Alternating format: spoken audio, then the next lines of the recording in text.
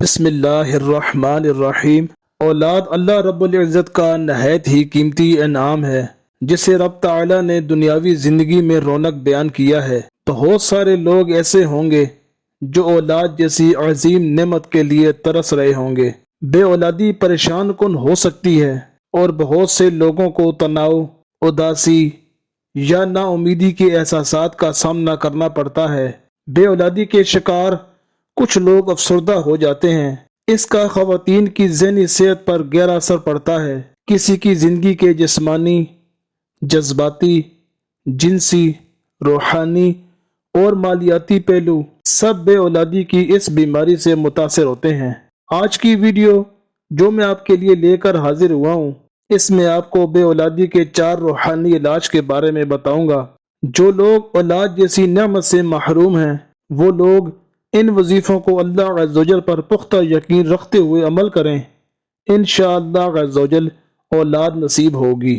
Video شروع کرنے سے پہلے آپ سے گزارش ہے کہ ویڈیو اچھی لگے تو لائک ضرور کر دیں، اور اگر چینل پر نئے ہیں سبسکرائب کر دیں اور بیل کے بٹن کو ضرور پریس کر دیں تاکہ آنے والی ہر نئی ویڈیو کا نوٹیفیکیشن آپ کو ملتا رہے۔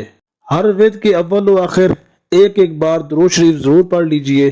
نمبر 1، ہر نماز کے بعد 300 بار بسم اللہ الرحمن الرحیم بسم اللہ الرحمن الرحیم پڑھنے کا معمول بنا لیجئے، انشاءاللہ عز و جل صاحب اولاد ہو جائیں گے۔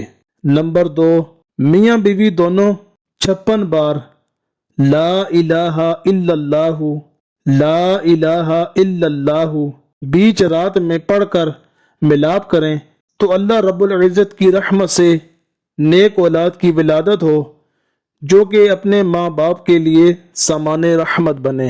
نمبر 3، یا اولو یا اولو 41 بار روزانہ پڑھیے، انشاءاللہ عز و جل صاحب اولاد ہو جائیں گے۔ نمبر 4، 40 لونگ لے کر ہر ایک پر سورۃ النور کی آیت نمبر 40 7 بار پڑھ کر دم کیجئے۔ کوئی بھی پڑھ سکتا ہے۔ جس دن عورت حیض سے پاک ہو، غسل کر کے اسی دن سے روزانہ سوتے وقت 1 لونگ کھانا شروع کرے اور اس پر پانی نہ پیے۔